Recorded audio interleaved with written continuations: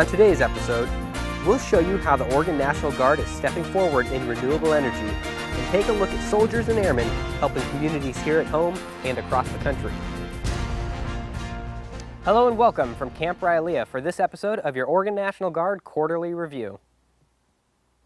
Oregon Army National Guard aviators teamed up with Portland Police Bureau's Special Emergency Reaction Team for a joint training exercise in downtown Portland. Two Lakota helicopters provided transportation from an airfield in Troutdale to the top of one of Portland's tallest buildings. This exercise was one of several around the state this year with local police, sheriffs, and emergency responders with Oregon aviators providing the much-needed aerial assets typically not available to local organizations.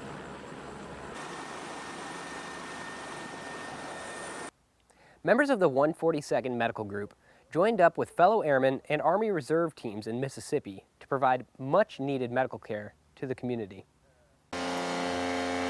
Airmen with the Oregon Air National Guard's 142nd Medical Group from Portland Air National Guard Base are lending a hand to a community in need in Natchez, Mississippi. It was an opportunity for us to step out of our training environment and put those skills that we've been working so feverishly at home on out into the community. Healthcare professionals with the 142nd arrived in Mississippi to provide medical care to an underserved population. The team was part of a Joint Innovative Readiness Training, or IRT, event, led by the Army Reserve's 49th Multifunctional Medical Battalion, involving Air Guard, Army Reserve, and Navy Reserve. To bring us all together has been great. The teams have bonded well, they work well, they communicate well together, and we've been able to provide nothing less than the best experience for our patients that we're treating in the area.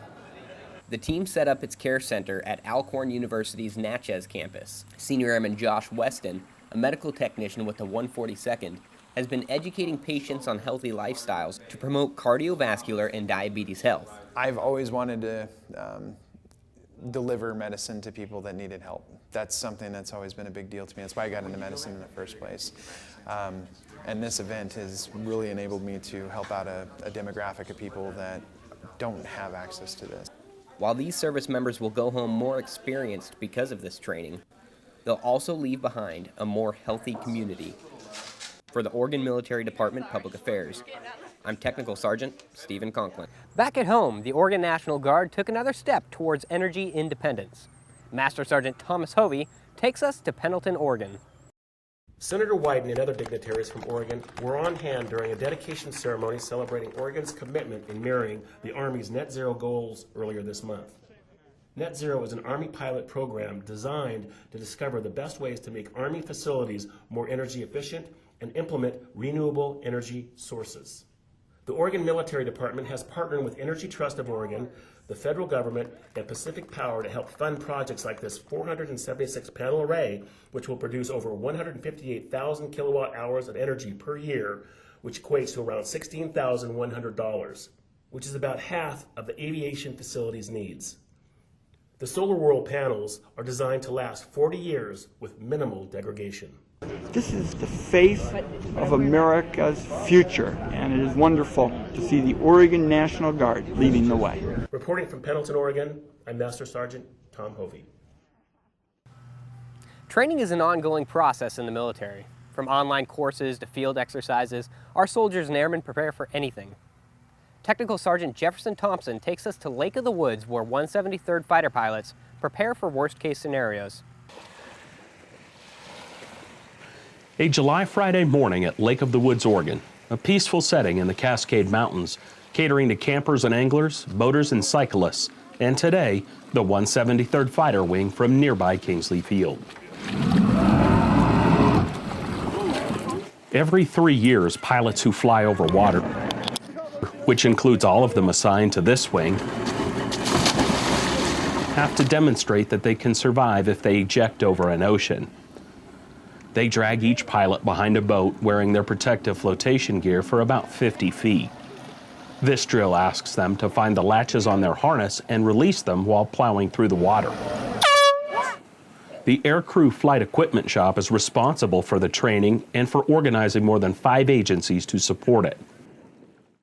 I think my favorite part of this whole thing is probably the satisfaction of just getting these guys back out there, being able to reteach them something or remind them of it. The helicopter is always a fun part of it. A United States Coast Guard helicopter from North Bend, Oregon provided the required hoist experience. Each member who needed this currency was required to climb into a basket with the help of a rescue swimmer and get hoisted into the air about 20 feet. Because their fuel was limited, the helicopter was only able to stay on station for 1/2 hour, just long enough to complete the certification for all who needed it. The Klamath County Sheriff's Office provided the required dive team and patrol boats to keep boaters out of the hazardous area. And with that, it was time to say goodbye to the Coast Guard as they retrieved their rescue swimmer and headed back for fuel.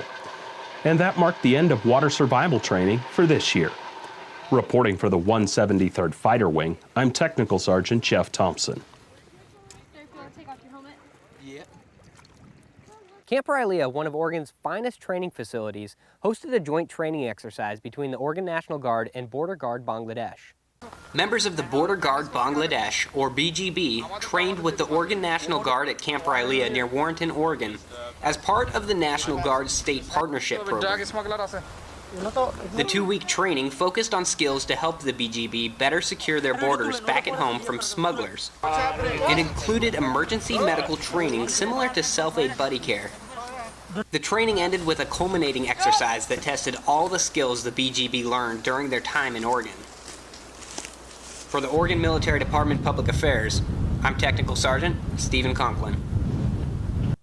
Members of the 2 of the 162 Infantry were put to the test at Camp Roberts, California, as part of a larger exercise. Army Sergeant Tiana Waite tells us what these soldiers went through for the opportunity to earn the coveted Expert Infantry Badge. For the first time since 2011, Oregon Guard infantrymen were put to the test in a 5-day Expert Infantry Badge qualification at Camp Roberts, California. 104 candidates, both officers and enlisted, competed from one of the 186 and 2 of the 162 infantry battalions. The 5-day qualification course contained 35 basic soldier tasks, including a physical fitness test, medical assessments, and a land navigation course. One of the last obstacles was a 12-mile ruck march that, as candidate Captain Ryan Skiles says, included a moment he'll never forget. Yeah, so the high definitely was mile 8 on the ruck march. Turned around, they handed us our token, which was the actual EIB itself, and there's no failing from there. During the last stretch of the qualification, the cadre filled with pride as the candidates crossed the finish line, joining the Expert Infantry Brotherhood. You watch what they've gone through, you've seen them sweat until their feet are dead, they're tired, but they actually come through and make it happen. That's the most emotional part for me, is when they cross that 12-miler. Out of the 104 candidates that participated in the EIB, only 6 earned the prestigious badge, 3 soldiers from each battalion. Reporting from Camp Roberts, California, I'm Army Sergeant Tiana Waite. And that's it for this episode of the Oregon National Guard Quarterly Review. Thanks for joining us, and see you next time.